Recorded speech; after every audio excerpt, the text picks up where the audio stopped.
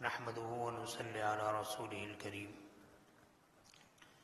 میرے محترم بھائیوں، دوستوں، بزرگوں، وقت سے متعلق بات چل رہی تھی۔ ہمارے بزرگوں نے وقت کا بہت خیال کیا ہے، بہت قدر کی ہے۔ دہلی میں ایک صاحب نسبت بزرگ تھے، ان کی خدمت میں ایک شخص حاضر ہوئے اور حاضر ہونے کے بعد عرض کرنے لگے کہ اس وقت دہلی میں اللہ کے نیک بندے ہو، اس کی طرف میری رہنمائی کرو۔ تو فرمایا فلاں مسجد کے زینے پر 3 اللہ والے بیٹھے ہوئے ہیں، ان کے پاس جاؤ اور جانے کے بعد پیچھے سے ان کی بغل، ان کے پشت پر ایک گھونسا مارو۔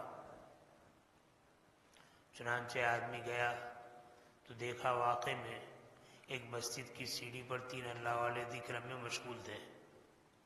یہ آدمی پیچھے سے گئے اور جانے کے بعد پشت پر ایک گھونسا مارا۔ وہ اللہ والے اپنے ذکر میں مشغول رہے اور اس کی طرف مڑ کر بھی نہیں دیکھا۔ وجہ کیا تھی؟ وجہ یہ تھی کہ میں پیچھے مڑ کر دیکھتا اور معلوم کرتا کون ہے تو اس میں میرا وقت ضائع ہو جا، اور میں اللہ کے ذکر میں مشغول ہوں، وہ اپنا کام کر کے چلا گیا، میں اپنے کام میں مشغول رہوں۔ اگر میں اس کو دیکھتا، تحقیق کرتا، مقابلہ کرتا، بدلہ لیتا تو اس میں میرا وقت ضائع ہو جاتا۔ اس کے بجائے میں نے وقت کو اللہ کے ذکر میں لگایا تھا، اسی میں مشغول رکھا۔ اتنی اللہ کے بندے وقت کی قدر کرتے تھے۔ ہمارے اکابر میں میاں جی نور محمد چنجانوی رحمۃ اللہ علیہ بڑے پائے کے بزرگ تھے۔ وہ جب بازار میں کوئی چیز خریدنے کے لیے جاتے تھے تو اس زمانے میں چھوٹے پیسے زیادہ چلتے تھے، تو وہ ایک تھیلی میں چھوٹے پیسے لے کر جاتے تھے۔ جو چیز خریدنی ہوتی تھی وہ خریدتے اور خریدنے کے بعد پوچھتے کہ یہ کتنی قیمت کی ہے۔ وہ بتاتا کہ اتنے آنے کی ہے، تو وہ تھیلی اس کے سامنے رکھ دیتے کہ اس میں سے گن کر تم لے لو، میرے پاس گننے کا وقت نہیں ہے۔ پوچھا آپ کیوں نہیں گنتے؟ کہا کہ گننے میں اتنا وقت ضائع ہو جاتا ہے کہ اس میں کتنی مرتبہ سبحان اللہ کہہ سکتا ہوں۔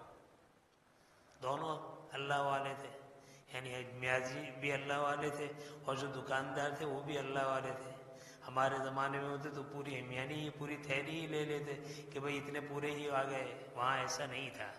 تو بہرحال میاں جی رحمۃ اللہ علیہ پوری تھیلی دے دیتے اور کہتے جتنے آپ کے پیسے ہیں اتنے گن کر لے لو، میرے پاس گننے کا وقت نہیں ہے۔ اور پھر یہی فرماتے اشرفی گننے میں جتنا وقت لگتا ہے اتنے وقت میں اللہ کا ذکر کر لیتا ہوں۔ ایک مرتبہ ایسا ہوا، میاں جی رحمۃ اللہ علیہ اپنے گھر میں بیٹھے ہوئے تھے اور پیسے کی گٹھڑی بھی تھی۔ ایک چور آیا اور چور آنے کے بعد وہ گٹھڑی اٹھائی اور لے جانے لگا۔ حضرت نے اس کی طرف توجہ نہیں کی۔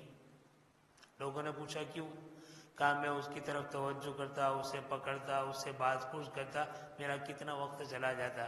اس نے اپنا کام کر لیا، میں اپنے کام میں یاد الہی میں مشغول ہوں، بس میں اللہ اللہ کرتا رہوں، مجھے پسند ہے۔ بہرحال یہ بزرگوں کے احوال تھے۔ آج کے زمانے میں لوگوں کو شکایت ہے کہ ہمارے پاس وقت نہیں ہے۔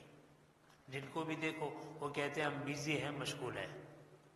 حالانکہ پہلے کے مقابلے میں اللہ تعالیٰ نے اس وقت لوگوں کو اتنا وقت دیا ہے، اتنا وقت دیا ہے جس کی کوئی انتہا نہیں۔ آپ دیکھیے پہلے زمانے میں ایک کام کرنا ہوتا تھا تو اس کے لیے لمبا وقت چاہیے تھا، لمبے وقت کے بعد وہ کام وجود میں آتا تھا۔ آج ایسی بات نہیں ہے۔ مثلا پہلے ہمارے گھر میں مہمان آتے تھے، مہمان آتے تھے، ان مہمان کو چائے پلانی ہوتی تھی تو چائے پلانے میں کم سے کم 20-25 منٹ لگ جاتے تھے، اس لیے کہ ہم گھر میں کہتے تھے کہ 2 مہمان ہیں ان کے لیے چائے بناؤ۔ تو کبھی تو دودھ نہیں ہوتا تھا، دودھ کی تلاش کی جاتی تھی۔ پھر اس زمانے میں گیس چولہے کا اور پیٹرومکس کا اور اسی طریقے سے وہ آج کل کے جو آلات ہیں، گیس چولہا ہے یا اسی طرح پرائمس ہے، وہ چیزیں نہیں تھی۔ اشوک چولہا ہے، وہ چیزیں نہیں تھی۔ اب تو وہ بھی نکل گیا، گیس چولہا ہے۔ تو اس زمانے میں لکڑیاں ہوتی تھی، لکڑیوں کو جمع کیا جاتا تھا، اس کو خشک کیا جاتا تھا، اس کو جلایا جاتا تھا، پھر جب وہ اچھی طرح جل جاتی تھی، اس کے بعد جب جلنا شروع ہوتا تھا تو اس پر پانی گرم کیا جاتا تھا، پھر جب پانی میں کچھ ککڑاہٹ آتی تو دودھ ڈالا جاتا تھا، چائے کی پتی ڈالی جاتی تھی اور اسی طرح شکر ڈالی جاتی تھی، تو 20-25 منٹ کے بعد چائے تیار ہوتی تھی اور اس کے بعد مہمان کی خدمت میں چائے پیش کی جاتی تھی۔ دعوت کا سلسلہ ہوتا تو 2-3 دن پہلے ساری تیاریاں کی جاتی تھی، صبح سے دوپہر تک عورتیں مشغول رہتی تھی، کوئی چیز تیار کی نہیں ہوتی تھی، ہر چیز کا مسالہ خود گھر میں بنانا پڑتا تھا۔ روٹی بھی پکانی ہوتی تھی تو روٹی کے لیے تیار آٹا نہیں ملتا تھا، گیہوں لانا پڑتا تھا، اپنے گھر میں پیسنا پڑتا تھا، پیسنے کے بعد اس کا جو صفو ہوتا تھا، آٹا ہوتا تھا، اس کو گوندھا جاتا تھا، پھر اس کے بعد روٹی پکائی جاتی تھی، یعنی کئی گھنٹے وقت چلا جاتا تھا۔ آج کل دیکھیے مہمان گھر میں آئے، ہم نے کہا کہ بھئی چائے بناؤ، 2 منٹ میں چائے تیار، 3 منٹ میں چائے تیار، گیس کے کان کو مروڑا اور گیس شروع ہو گیا اور چائے تو 2-3 منٹ میں، 5 منٹ میں تو آرام سے تیار ہو جاتی ہے۔ 10 پیالی بھی چائے بنانی ہو تو 10 منٹ میں تیار ہو جاتی ہے، کوئی زیادہ وقت نہیں لگتا ہے۔ اور کھانا پکانے کا مسئلہ ہے کہ کھانے پکانے کی بھی ساری چیزیں تیار موجود ہیں، چکن تیار موجود ہے، اس کا قیمہ تیار موجود ہے، سبزیاں تیار موجود ہیں، اس کے مسالے تیار موجود ہیں، 20 منٹ میں 15 منٹ میں کھانا تیار۔ ہماری ماں بہنیں پہلے سحری پکانے کے لیے اٹھتی تھی تو 1 گھنٹہ 1.5 گھنٹہ پہلے اٹھتی تھی اور چولہوں پر کھچڑی کڑی پکاتی تھی، اب 15-20 منٹ میں گیس پر، گیس کوکر پر تیار ہو جاتا ہے۔ یعنی پہلے کتنا سارا وقت جاتا تھا، اب وقت میں آپ دیکھیں کتنی کمی ہے، یعنی جو کام 20 منٹ میں ہوتا تھا اب 2 منٹ میں ہو جاتا ہے، جو کام 1.5 گھنٹے میں ہوتا تھا وہ 15-20 منٹ میں ہو جاتا ہے۔ یہ سارے وقت کی بچاؤ نہیں تو اور کیا ہے، یعنی سب وقت بچانا چاہے تو آدمی بہت بچا سکتا ہے۔ لیکن اگر ماں بہنوں سے پوچھا جائے کہ بھئی فلاں ایک کام کرنا ہے آپ کرے گی، تو ماں بہنیں یہی کہتی ہے گھر کے اتنے سارے کام کاج ہیں کہ ہمارے پاس فرصت نہیں ہے۔ حالانکہ کام میں تو بچاؤ ہے، وقت میں تو بچاؤ ہے، جو کام 20 منٹ میں ہوتا تھا وہ 2 منٹ میں ہو رہا ہے اور جو کام 1.5 گھنٹے میں ہو رہا تھا وہ 10 منٹ میں ہو رہا ہے، کام کی بہت بچاؤ ہے۔ آخر بات ہے وہ کام وقت کہاں چلا گیا۔ آدمی سفر کرتا تھا، پہلے سفر کے لیے کیا ہوتا تھا، یا تو لوگ پیدل سفر کرتے تھے، چل کر سفر کرتے تھے، اس کے بعد کچھ ترقی ہوئی تو لوگ گھوڑوں پر، اونٹوں پر سفر کرتے تھے، اس کے بعد کچھ ترقی ہوئی تو اس کے ساتھ ڈولیاں باندھی جانے لگی، بیل گاڑا ہونے لگا اور اسی طریقے سے اونٹ گاڑی ہونے لگی، اس پر لوگ ہاتھی کے ساتھ اس طریقے سے گاڑی باندھ دیتے تھے اور لوگ اپنا سفر کرتے تھے۔ آج دیکھیے اب وہ سفر پہلے 1-1 مہینے کا سفر ہوتا تھا، 1-1 مہینہ آدمی سفر کرتا تھا پھر مقام پر پہنچتا تھا، اب اللہ نے کتنی آسانی کر دی، 1 مہینے کا سفر آدمی چند گھنٹوں میں طے کر لیتا ہے۔ پہلے آدمی مکہ مکرمہ مدینہ منورہ جانا چاہتا تھا، 1.5 مہینے پہلے تیاری ہوتی تھی اور 1 مہینہ 1.5 مہینہ سفر میں نکل جاتا تھا، پھر وہ مکہ پہنچتا تھا، پھر آتے ہوئے مہینہ نکل جاتا۔ یعنی یہ کہنا چاہتے اگر 15 دن وہاں رہنا چاہے تو 2.5 مہینے چاہیے، 1 مہینہ جانے کے لیے، 1 مہینہ آنے کے لیے اور 15 دن وہاں کا قیام۔ لیکن اس زمانے میں جاتے بھی تھے تو مہینہ مہینہ رہتے تھے، تو اگر حرمین کا سفر ہوتا تھا تو 3 مہینے سے کم کا نہیں ہوتا تھا۔ اور آج کیا حال ہے، صبح اگر فجر بمبئی میں پڑی ہے تو ظہر ماشاءاللہ مکہ مکرمہ مل جاتی ہے، یا ظہر مدینہ منورہ میں مل جاتی ہے، عشاء کی نماز آپ نے مکہ مکرمہ مدینہ منورہ میں پڑھی اور رات آپ نکلے، دوسرے دن فجر کو آپ بمبئی میں فجر پڑھ سکتے ہیں، کراچی میں فجر پڑھ سکتے ہیں۔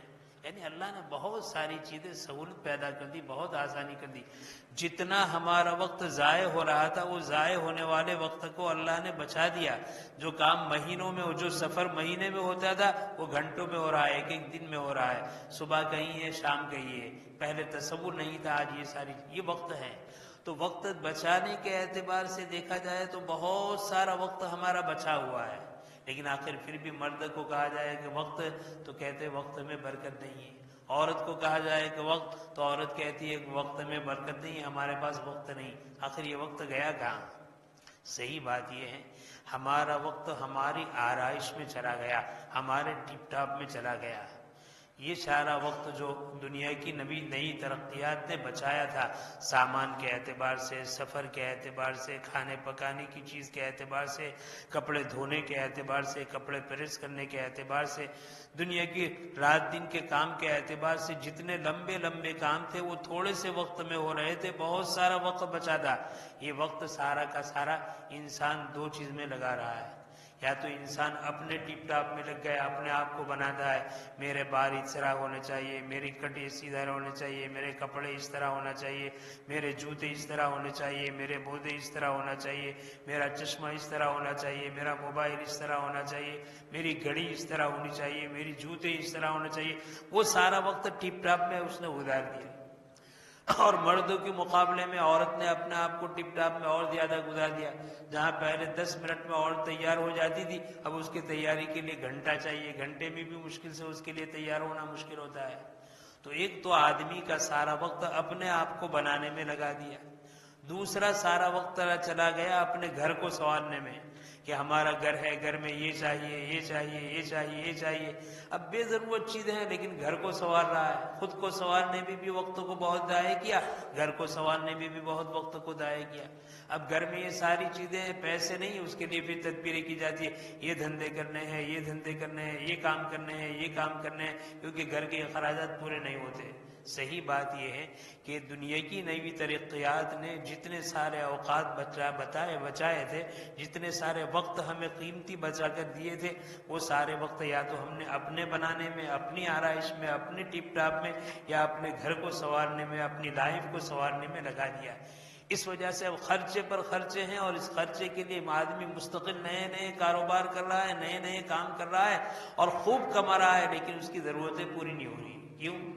انسان کو اللہ نے دنیا میں خود اپنے آپ کو ٹپ ٹاپ کرنے کے لیے اور سنوارنے کے لیے نہیں بھیجا تھا، اللہ نے دنیا میں آخرت کی زندگی کو بنانے کے لیے بھیجا تھا۔ اب بجائے انسان دنیا میں اپنی دنیاوی زندگی بنانے میں لگ گیا، اپنے دنیاوی گھر کو آباد کرنے میں لگ گیا، حالانکہ اللہ نے تو بھیجا تھا دنیا میں رہ کر دنیا کی زندگی نہیں، آخرت کی زندگی بنائے، دنیا میں رہ کر دنیا کے مکان کو نہیں، آخرت کے مکان کو بنائے۔ تو اصل ہماری تیاری وہ تھی، لیکن اس تیاری سے ہٹ کر شیطان نے ہمیں لگا دیا کہ تم اپنی آرائش میں رہو، اپنے ٹپ ٹاپ میں رہو، اپنے گھر کی آرائش میں رہو، گھر کے ٹپ ٹاپ میں رہو، لہذا سارا وقت جو بچا تھا وہ سارا وقت ہماری اپنی تیاری میں یا اپنے گھر کی ضروریات میں لگا دیا، اس طریقے سے ہمیں برباد کر دیا۔ میرے بھائی، بہت بڑی ضرورت ہے، اللہ تعالیٰ نے جو قیمتی وقت دیا ہے، اس قیمتی وقت کو قیمتی بنائے۔ اور قیمتی کس طرح بنتا ہے؟ کل بھی بتایا تھا، کام کا وقت قیمتی اس وقت بنتا ہے جب اس کو ایسے کام میں لگائے جس میں یا تو دنیا کا فائدہ ہو یا آخرت کا فائدہ ہو، تو یہ وقت قیمتی ہے۔ اور اگر نہ دنیا کا فائدہ ہے نہ آخرت کا فائدہ ہے، یا دنیا کا نقصان ہے آخرت کا نقصان ہے، میرے بھائی یہ تو وقت کو بہت ہی ضائع کرنا ہے۔ بہرحال وقت سے متعلق یہ باتیں تھیں۔ اب دوسری بات اہم یہ کرنی ہے کہ مثلا یہ رمضان کا مہینہ چل رہا ہے اور آخری عشرہ بھی چل رہا ہے، مغفرت کا، آگ سے چھٹکارے کا عشرہ بھی چل رہا ہے۔ ان قریب اب ہمارے وقت آئے گا کہ تراویح میں ہمارا قرآن کریم پورا ہوگا۔ الحمدللہ آج 28 پارے پورے ہو گئے ہیں، اب 2 پارے باقی ہیں، 29 اور 30۔ اس کے بعد ختم قرآن کا سلسلہ ہوگا۔ پہلے ہمارے ہاں مسجدوں میں بہت سارا نظام ہوتا تھا، بعض مرتبہ نان کھٹائی تقسیم کی جاتی تھی، بعض مرتبہ شیرینی تقسیم کی جاتی تھی۔ کس درجے میں اس کی اجازت بھی تھی اور ہے اجازت بھی، ایسا نہیں کہ بالکل ناجائز اور حرام ہے، کوئی آدمی اپنی خوشی سے اس کا انتظام کرے تو اس کی اجازت تھی۔ لیکن پھر اس میں دیکھا گیا کہ عام طور پر لوگ اسی کے لیے آتے ہیں کہ کچھ شیرینی مل جائے، کچھ کھانا مل جائے، پھر نہ مسجد کا ادب احترام رہتا ہے، نہ کھانے پینے کا ادب احترام رہتا ہے، اور مسجد کو ایک بازار کی شکل بنا دی جاتی ہے۔ تو دھیرے دھیرے امت کو سمجھایا گیا، ماشاءاللہ یہ چیزیں ہمارے معاشرے سے نکل گئی۔ لیکن ہمارے معاشرے میں پھر ایک مرتبہ یہ بھی بات شروع ہوئی کہ بھئی مسجد میں کھانا پکایا جائے اور مسجد میں کھانا پکا کر مسجد میں کھلایا جائے۔ فی نفسی ہی کھانا پکانا اور کھلانا یہ بھی کوئی برا نہیں، یہ بھی جائز ہے، ختم قرآن کا موقع ہے، خوشی کا موقع ہے۔ لیکن میرے بھائی دیکھا یہ جاتا ہے ان چیزوں میں اصل جو مقصد ہے وہ فوت ہو جاتا ہے، وہ مقصد یہ فوت ہو جاتا ہے۔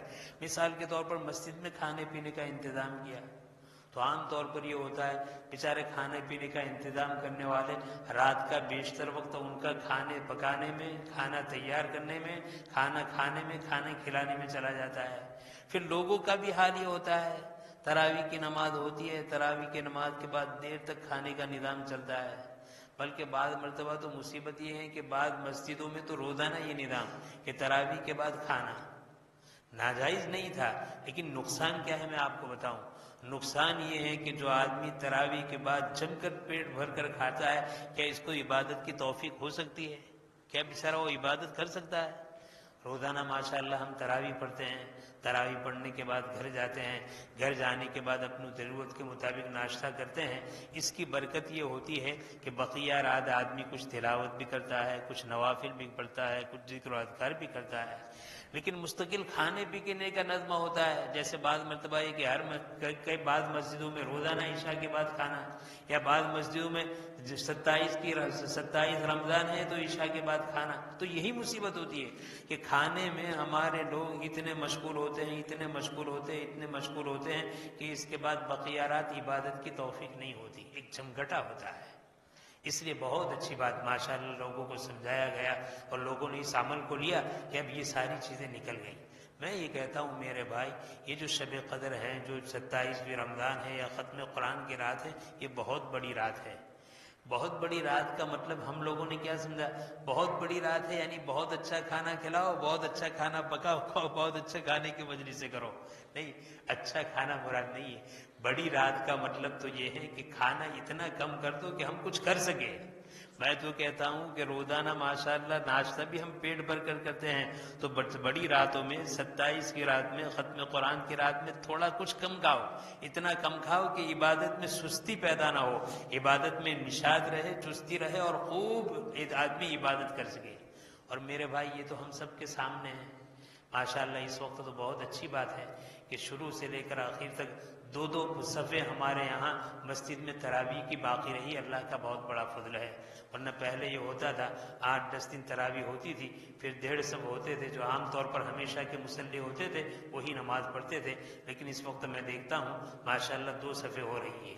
ورنہ عام طور پر ہوتا یہ ہے کہ آدمی چند دن تراویح پڑھتا ہے پھر چھوڑ دیتا ہے، اس کے بعد 27 آدمی ہے تو پوری مسجد بھر جاتی ہے۔ اب کھانے کا انتظام بیچارے ہمارے دوست احباب کرتے ہیں کہ بھئی بڑی رات ہے کھائیں گے، تو کھانے کا انتظام کن کے لیے؟ جنہوں نے پورے رمضان اہتمام کے ساتھ تراویح پڑھی ان کے لیے، یا جو صرف 27 کو ختم قرآن میں آ گئے ان کے لیے؟ یہ تو کوئی اچھی بات نہیں ہے۔ اگر کھلانا ہی ہمیں مقصود ہے تو میں تو یہ کہتا ہوں کہ آئے دن کبھی کھلا دو، 10ویں کو کھلا دو، 15ویں کو کھلا دو، 17ویں کو کھلا دو، 28ویں کو کھلا دو، 25 کو کھلا دو، تاکہ آپ کا وہ کھانا، آپ کا کھانا وہ مصلی کھائے جو ماشاءاللہ شروع رمضان سے لے کر 27 تک برابر پابندی سے تراویح پڑھ رہے ہیں۔ یہاں پر اگر ہم اس کا انتظام نہیں کریں اور 27 کو ہم انتظام کریں گے تو میرے بھائی صرف وہ حضرات کھائیں گے جنہوں نے پورا مہینہ تراویح کا اہتمام نہیں کیا، چند دن تراویح پڑھی پھر چھوڑ دی اور 27 کو بڑی رات سمجھ کر آ گئے اور آپ کے کھانے میں شریک ہوئے۔ حدیث میں ہے کہ دیکھو آپ کا کھانا متقی اور پرہیزگار کھاوے، اس میں اشارہ اس بات کی طرف ہے۔ ہم اگر دعوت کھلاوے تو دعوت بھی ایسے آدمی کو دو جو متقی اور پرہیزگار ہو، اور متقی اور پرہیزگار وہ آدمی نہیں ہے جو ایک رمضان کے بعد 2-4 رمضان تراویح پڑھے پھر تراویح چھوڑ دے اور پھر 27 میں آگے، وہ متقی نہیں ہے۔ متقی تو وہ ہیں جو پہلی رمضان سے لے کر 27 رمضان تک، بلکہ 30 رمضان تک، 29 رمضان تک برابر پابندی سے تراویح پڑھے، یہ متقی اور پرہیزگار ہے۔ اور میرے بھائی اس کا فائدہ بھی ہے، آدمی جب متقی اور پرہیزگار کو کھلاتا ہے تو متقی اور پرہیزگار جتنا کھائے گا اس کے بدن کو تقویت ملے گی، وہ اس سے عبادت کرے گا۔ اور میرے بھائی متقی اور پرہیزگار نہیں اور کھانا کھائے گا تو کھانے کے بعد 2 چیزیں ہوگی، یا تو جو گناہ کے کام کرتے ہیں وہ کرتا رہے گا، یا نیکی کا کام کرتا ہے سستی چڑھے گی تو وہ بھی چھوڑ دے گا۔ تو ایسے کو کھلانے سے فائدہ ہی کیا ہے؟ اس لیے میں بہت محبت سے عرض کر رہا ہوں، ماشاءاللہ ہماری مسجدوں سے یہ چیزیں نکل چکی ہے، نہ شیرینی کا نظام ہوتا ہے، نہ نان گٹائی کا نظام ہوتا ہے، نہ یہاں پکایا جاتا ہے۔ بہت اچھی چیز ہے ماشاءاللہ۔ میں کہتا ہوں نا کہ روزانہ آپ پیٹ بھر کر کھاتے ہیں، 27 کو ذرا کم کھاؤ اور اتنا کھاؤ کہ ماشاءاللہ آپ کی یہ 27 کی رات بہت اچھی طرح جائے۔ یہ بھی میرا تجربہ ہے۔ بیچارے ہمارے جو بھائی محبت کے ساتھ کھانا پکاتے ہیں اور کھلاتے ہیں، وہ بھی اس رات میں انتظام کی وجہ سے ایسے تھک جاتے ہیں، ایسے ایسے تھک جاتے ہیں کہ بعد میں وہ بیچارے عبادت کا اہتمام نہیں کر سکتے. ان کے گھر والے جنہوں نے کھانا تیار کیا ہے وہ بھی بیچارے اتنے تھک جاتے ہیں کہ بیچارے رات میں اہتمام عبادت کا نہیں کر سکتے. میں تو کہتا ہوں ہر رات میں جتنا اہتمام کرتے ہیں 27 کی رات میں اس سے کم اہتمام کرو. کھانے کا بھی، پینے کا بھی، بنانے کا بھی تیار اپنے گھر میں منگوا لو اور اپنے گھر والوں کو کہو کہ ہر رمضان تم پکاتے ہو، آج تم آرام کرو، تھوڑا کھاؤ، ہمیں بھی کھلاؤ، تمہیں بھی کھلاؤ، اور رات کا بقیہ حصہ پورا عبادت میں لگا. یہ ہونا چاہیے. بڑی رات کا مقصد عمدہ کھانا نہیں ہے، بڑی رات کا مقصد زیادہ کھانا نہیں ہے. بڑی رات کا مقصد ضرورت کی مقدار کھانا کھا کر بڑی رات میں بڑی دیر تک عبادت کرنا، یہ اصل مقصود ہے. تو اگر اس کی طرف ہم نے توجہ کی تو انشاءاللہ ہماری راتیں بھی بہت اچھی گزرے گی، ہمارے دن بھی بہت اچھے گزریں گے. اب ایک مسئلہ یہ ہے، عام طور پر یہ مسئلہ بھی چل پڑا ہے، بھائی ہمارے حفاظ کرام ہیں وہ پورا مہینہ تراویح پڑھاتے ہیں، تو ان تراویح پڑھانے والے کو اجرت دینا کیسا ہے؟ انشاءاللہ آئندہ کل اس مسئلے پر کچھ بات ہوگی. پھر اس کے بعد عید کا موقع آ رہا ہے، ایک مسلمان عید کا دن کس طرح گزارے، ان کے بچے اور بچیاں ہیں، ان کے کپڑوں کے سلسلے میں بھی کچھ عرض کرنا ہے. انشاءاللہ پھر بقیہ دنوں میں انہی کی طرف توجہ کی جائے گی. بڑی خوشی کی بات ہے، ہمارے نوجوان سے جو بات محبت سے کہی جاتی ہے بیچارے سنتے ہیں اور عمل بھی کرتے ہیں. اللہ تعالیٰ ان کے جذبے کو اور زیادہ ترقی عطا فرمائے، ہر کہی باتوں کو سننے کی اور سننے کے بعد عمل کی توفیق نصیب فرمائے. آمین. وآخر الدعوانا الحمدللہ رب العالمین. سبحانك اللهم وبحمدك وتبارك اسمك وتعالى جدك وجل ثناؤك ولا إله غيرك. اللهم صل على محمد وعلى آل محمد كما صليت على إبراهيم وعلى آل إبراهيم إنك حميد مجيد. اللهم بارك على محمد وعلى آل محمد كما باركت على إبراهيم وعلى آل إبراهيم إنك حميد مجيد. ربنا آتنا في الدنيا حسنة وفي الآخرة حسنة وقنا عذاب النار. ربنا لا تزغ قلوبنا بعد إذ هديتنا وهب لنا من لدنك رحمة إنك أنت الوهاب. اللهم إنا نسألك الهدى والتقى والعفاف والغنى. اللهم إنا نسألك العفو والعافية في الدين والدنيا والآخرة. اللهم أحسن عاقبتنا في أمور كلها ولا تكلنا إلى أنفسنا طرفة عين فإنك تعلم خائنة الأعين وما تخفي الصدور. اللهم لا سهل إلا ما جعلته سهلا وأنت تجعل الحزن سهلا إذا شئت. لا إله إلا الله الحليم الكريم. سبحان الله رب العرش العظيم والحمد لله رب العالمين. أسألك موجبات رحمتك وعزائم مغفرتك والغنيمة من كل بر والسلامة من كل إثم. اللهم لا تدع لنا ذنبا إلا غفرته ولا هما إلا فرجته ولا ضرا إلا كشفته ولا مريضا إلا شفيته ولا ضالا إلا هديته ولا حاجة هي لك رضا إلا قضيتها ويسرتها يا أرحم الراحمين. يا أكرم الأكرمين. إليك ربي فحببنا وفي أنفسنا لك ربي فذللنا وفي أعين الناس فعظمنا ومن سيء الأخلاق فجنبنا وعلى الصراط المستقيم فثبتنا. اللهم انصرنا ولا تنصر علينا. اللهم لا تسلط علينا من لا يخافك ولا يرحمنا. اللهم زدنا ولا تنقصنا وأكرمنا ولا تهنا وآتنا ولا تحرمنا وآثرنا ولا تؤثر علينا وارضنا وارض عنا. الہی اپنے فضل و کرم سے ہمارے جمع ہونے کو قبول فرما، ہمارے گناہوں کو معاف فرما، ہمارے خطاؤں سے درگزر فرما، ہماری سیئات کو حسنات سے مبدل فرما. الہ العالمین ہمارے مل بیٹھنے کو بے انتہا قبول فرما. اے اللہ تیرے بندوں نے تیری توفیق سے اعتکاف کیا ہے، اے اللہ ان کے اعتکاف کو بے انتہا قبول فرما. اے اللہ اس اعتکاف کے ذریعے شب قدر کی فضیلت سے بھی مالا مال فرما اور آپ کا خصوصی قرب نصیب فرما. اے اللہ ان معتکفین کے صدقے ہم غیر معتکفین کو بھی محروم نہ فرما، ان کے صدقے ہمیں بھی اے اللہ شب قدر کی نورانیت سے ہمیں بھی مالا مال فرما، اس کے عبادت و ثواب سے ہمیں بھی مالا مال فرما.